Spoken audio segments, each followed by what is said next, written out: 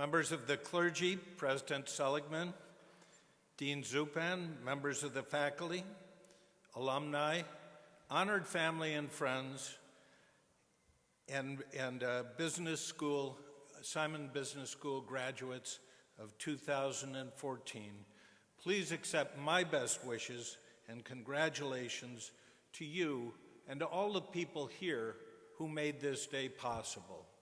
Congratulations.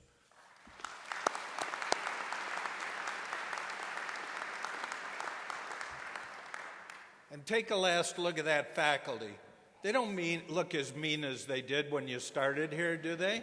And look at the smiles on their faces. They're thrilled to see you graduate. I'm not sure why. You can find out afterwards probably. And I wish you could see the smiles of your family and friends and how proud they must be of you and your accomplishments.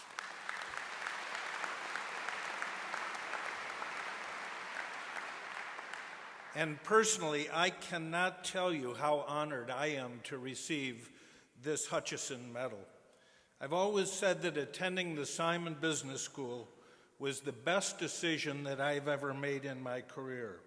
And now to be honored by this university for doing something that I'm passionate about with the tools that I acquired here on this campus goes above and beyond anything I could imagine.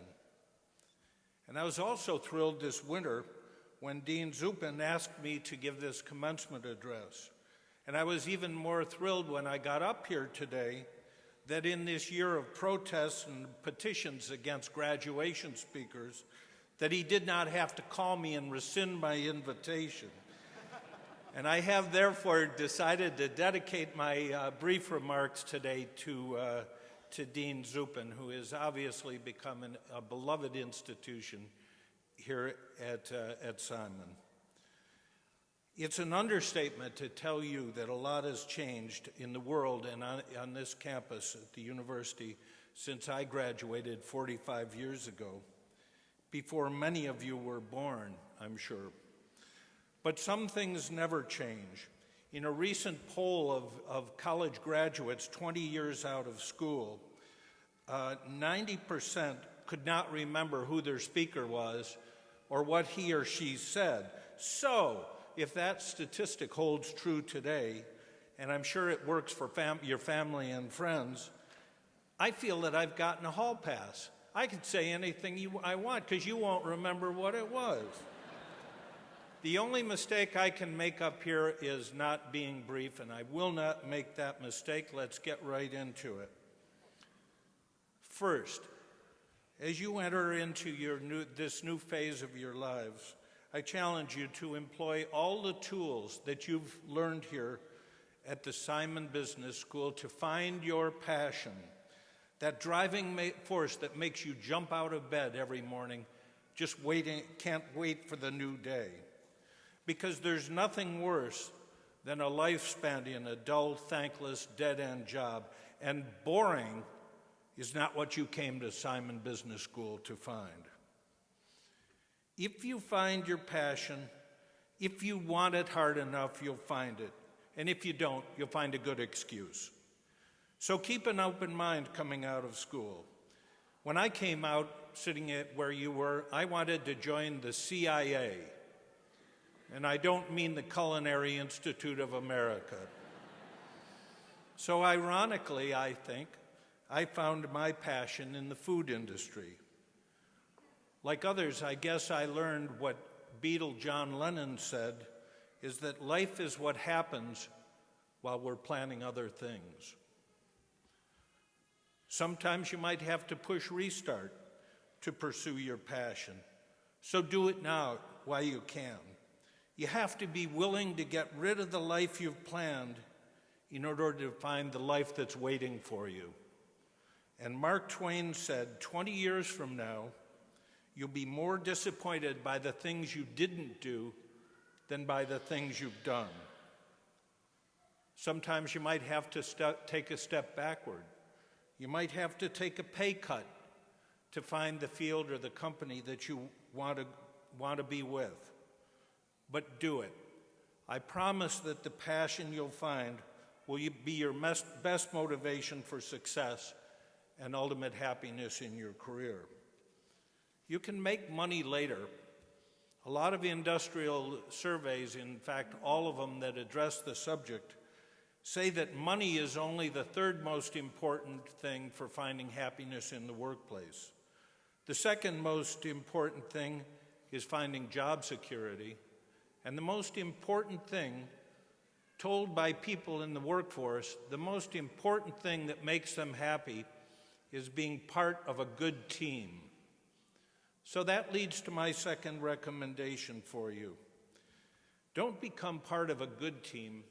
Look for and become part of a great team. Any of you athletes out there or people who've worked with others on a project as part of a project team know exactly what I mean. Simply stated, losing sucks. And losing on a bad team as member of a bad team double sucks. Practices are long and hard. The locker room or clubhouse is toxic. Games are embarrassing. Your friends don't even come to the games and they avoid talking to you. But winning is sweet. You sail through practice. You can't wait for your games. You thrive on the congratulations of your family and friends who are in the stands watching and cheering for you. In short, you learn to cheer for your teammates just as they learn to cheer for you, and your victories are shared.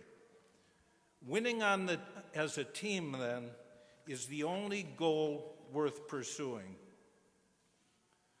Now, the very nature of work has changed dramatically. So much more collaboration than when I was here at Simon. Technology has helped, and we see the internet fostering work teams of people around the globe. And the result of good teamwork is a win-win. People value the experience, and I can tell you as an employer that the results are infinitely better as well. So how do you go about finding a great team? Do your research. Scout the organizations you might want to be with. Don't even look at the mission statements. Everybody crafts great mission statements. Look further into the company. Find out what their culture is, what motivates them, and find their core beliefs. Find out if the organization has a soul. Next step, get to know as many of the people as you can in that organization. Find out their feelings about their employer and about the people they work with, and see what it's really like working there from people in the organization, and find out if those folks are really engaged. You've learned how to work as a team here at Simon. Now the challenge is to see if you can find a great team to become a part of. Third, retain your youthful curiosity. Your process of learning is just beginning, and here's a little secret for you. You all have gained a wonderful education here at Simon, but that's not the most important thing that we as employers are looking for. We're looking for people who can think, and we're looking for people who have the capacity to learn from us, to learn from our industry, our customers, our suppliers, our competitors, and to apply that learning to the future. What's a fad? What's a trend? What works for other industries? What's the big thing that you can bring to the party to help the organization survive, grow, and prosper? And learning begins with thinking. Ayn Rand said in Atlas Shrugged, man's only imperative is thou shalt think. And thinking and curiosity go hand in hand. Young friends have often asked me, when do you think somebody gets old? When does someone really start to get old in life? And my answer is that they start to get old when they lose their curiosity. And this answer is especially relevant when 70 is supposed to be the new 50, which I hope is true. In business as well as life, some of the greatest examples of success came from late bloomers who never let go of that curiosity. Sam Walton started Walmart when he was 44 years old. Ray Kroc founded McDonald's when he was 52. Harlan Sanders didn't become Colonel Sanders until he was 65.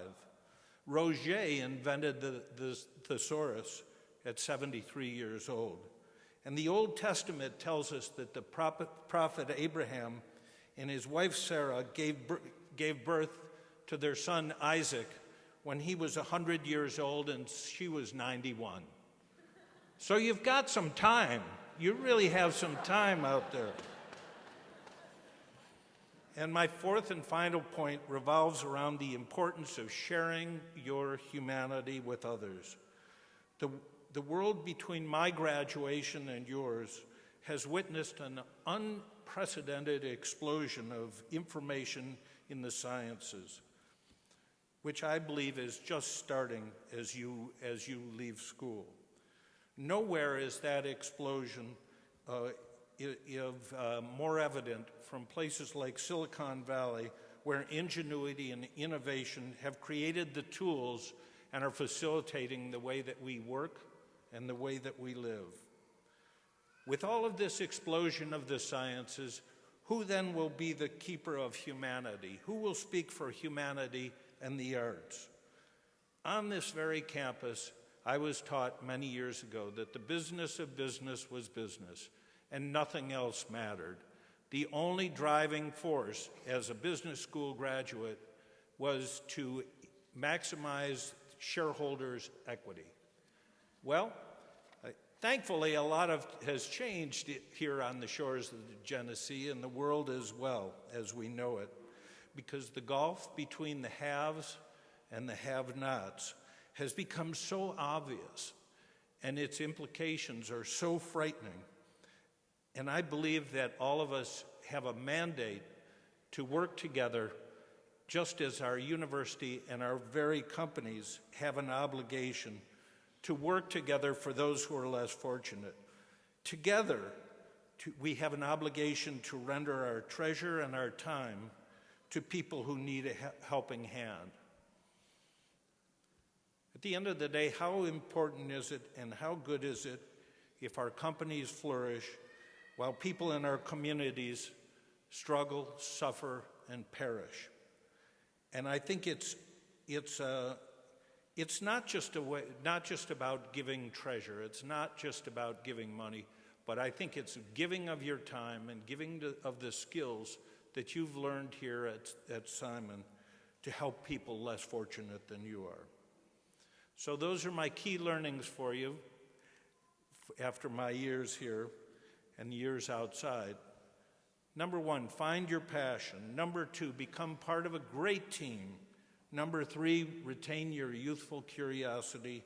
And number four, share your humanity. Have courage and discipline to follow through. Success is about actually doing something, not waiting or thinking about doing something. Thanks for letting me share this wonderful day with you. And again, my congratulations. President Seligman, I think it's time to bring on the degrees and let the hugs begin. Thank you all very much. That was wonderful. Absolutely.